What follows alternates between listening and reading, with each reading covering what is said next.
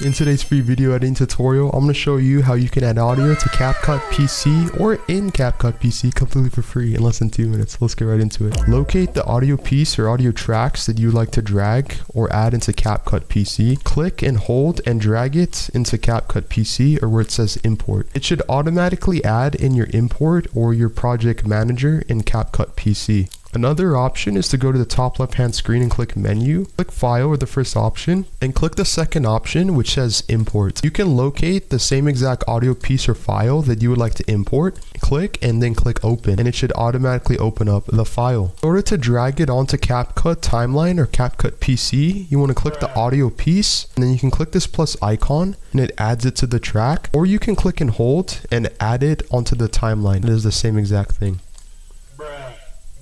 If you want to see more videos like this completely for free, drop this video a like, comment down below, share the video if you found value, and follow for more.